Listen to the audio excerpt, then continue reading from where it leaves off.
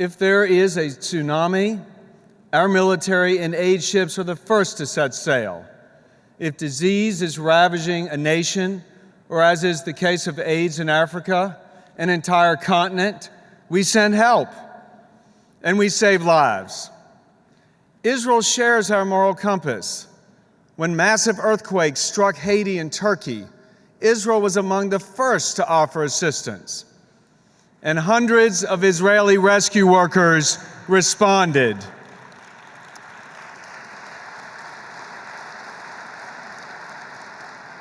They responded to the deadly terrorist attacks in East Africa, saving the lives of Africans injured in the attacks on our America's embassies. For those of us who visited Israel, you know what a special place it is. You've walked down the Tayelet in Tel Aviv on a Thursday afternoon, and you've seen the people leisurely lingering in cafes as the waves of the Mediterranean crash in the background. But for many Americans, the only images of Israel that they see are of blown-out clubs and cafes, missiles firing, death and tragedy. That in itself is a tragedy.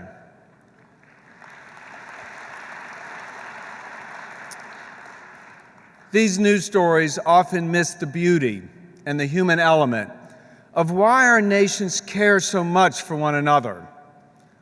But these stories do serve as a constant reminder of the threat Israel faces and why Israel needs our friendship and needs it now.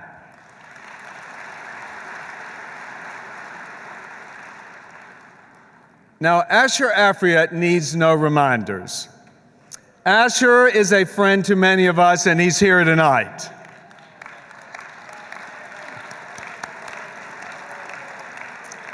You see, Asher owns a travel company in Israel, and he leads many of the AIPAC tours. Several months ago, when rockets were flying over Israel, Asher sent me an email. He was up early in Tel Aviv on his way to pick up some tourists. He saw some young reservists with packed military bags waiting to be picked up. He yearned to drop everything and jump in the truck with them. But as he drove, his favorite radio station was interrupted by code red alerts. A somber mood took over, he wrote. But a few minutes later, Asher passed the entrance to the Benjamin Forest, a magnet from mountain bikers, and one of his favorite riding places. The parking lot was jam-packed with cars and hundreds of bikers coming ready to shred the countryside. Despite rockets flying, they all came. Asher wrote he could barely stand the urge to pull over and get his own bike out. But he pressed on, now with a big smile on his face. And in his email, he observed, "How surreal is this moment? How incomprehensible is this reality we live in?" Yet for me, that moment of Asher's reflected the true essence of Israel with all its pain and beauty. Now, we're here together tonight. We're here together, people of all faiths, to support Israel and support the U.S.-Israel relationship.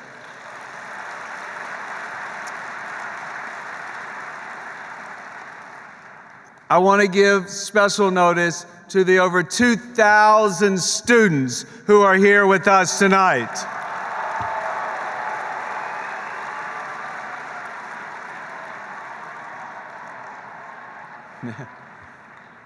And in particular, to all our Christian brothers and sisters who are with us, we salute you and we thank you for standing with us, standing with Israel.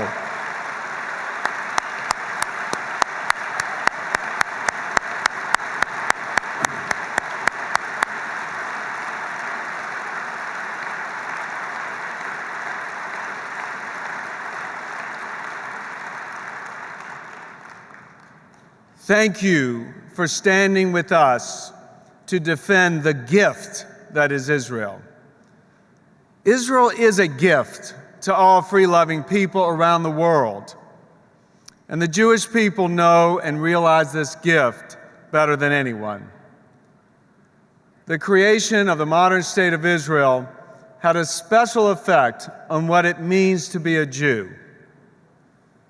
Before 1948, we Jews often had difficulty defining ourselves publicly, and instead we were defined by stereotypes. The craven, hook-nosed man, counting money behind closed doors, secretive, untrustworthy. The caricatures were ugly, and unfortunately some still linger. But after Israel was created, people around the world began to see something else. They saw farmers and warriors and creative souls.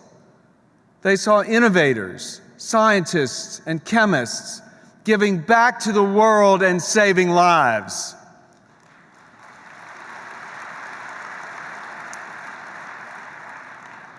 The survival of Israel and what it says about its Jewish and Arab citizens is a bulwark against ever returning to the days of our being the eternal outsider, the wandering Jew.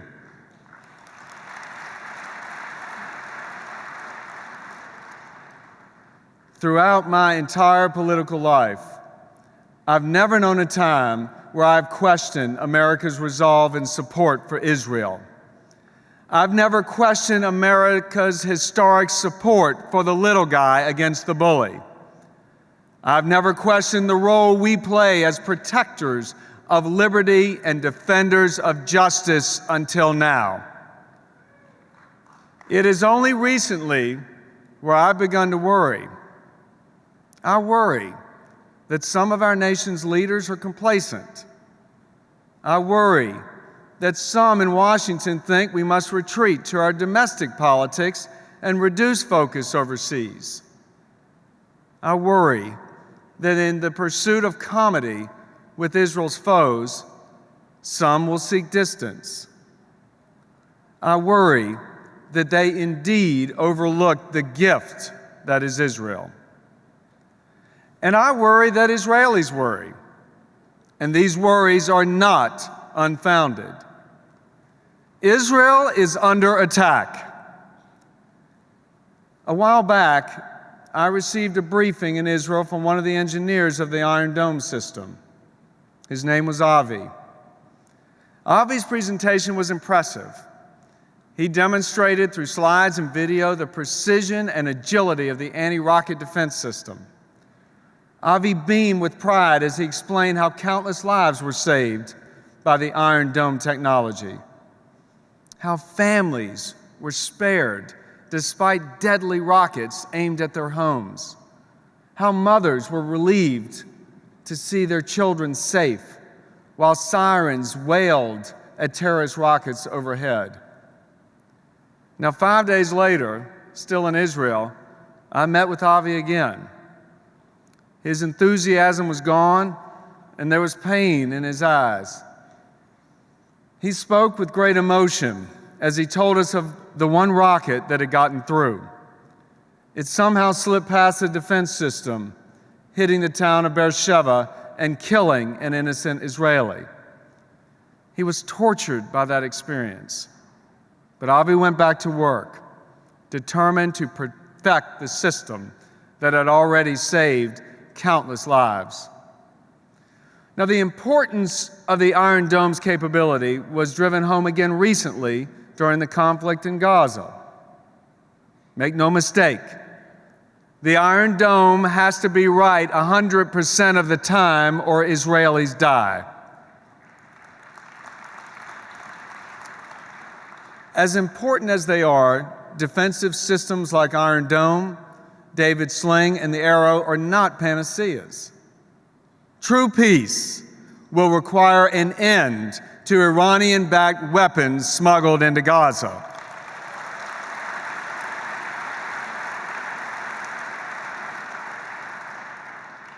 True peace will also require a recognition by Hamas and the Palestinians that violence does not help but hurts their cause. And only when Palestinian militants lay down their arms can we hope to achieve peace.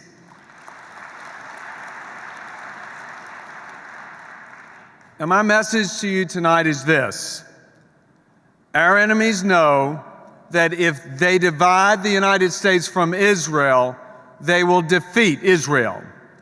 And they will be one step closer to defeating America. That is their goal. That is their mission. And we must not ever, ever let them succeed.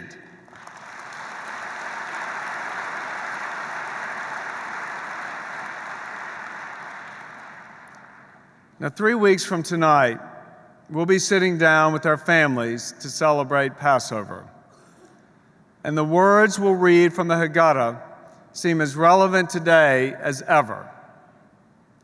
In every generation, they rise against us to destroy us. Just listen to President Ahmadinejad or Ayatollah Khamenei. Speak anywhere, at any time, and their intentions are clear. Iran is a direct and immediate threat to Israel, to our other allies in the region, and to the civilized world.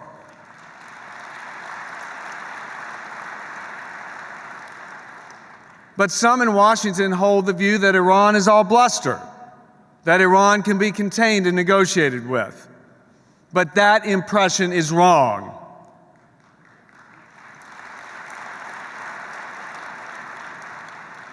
We need to be clear-eyed that the nuclear talks with Iran cannot be unending and that they may fail. We need to recognize that military action against Iran may become necessary to protect America, Israel, and our allies.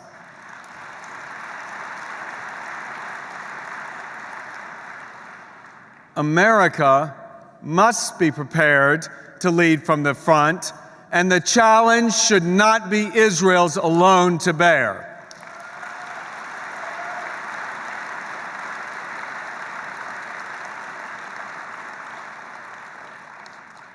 In Syria, tens of thousands of people have been brutally and relentlessly slaughtered by an evil dictator intent on massacring his people.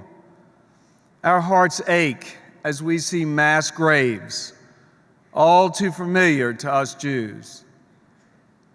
But Syria is not just a moral challenge, it's a strategic challenge. The United States cannot and should not stand aside and just let the chips fall where they may. We've got to be on the side of those looking to end Assad's tyranny.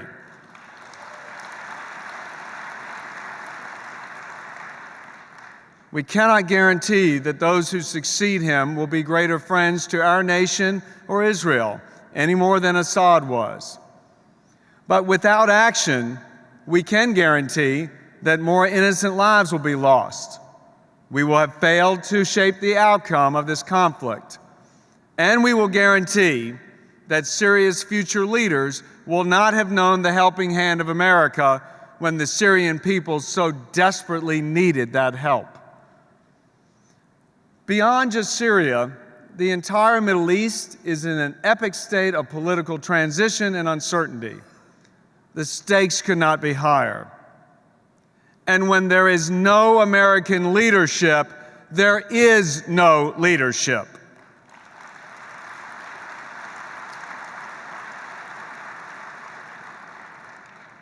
Bottom line, Israel's security goes hand in hand with America's security.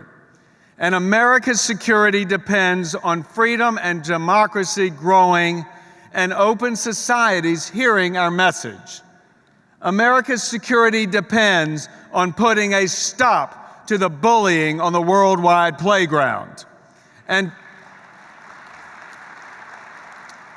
to all of you here tonight at AIPAC, the future depends on your voice. It must be heard on Capitol Hill, and it must be heard by this administration, and it must be heard around this country by the American people.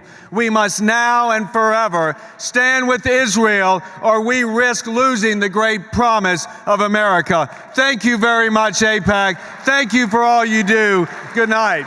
Thank you.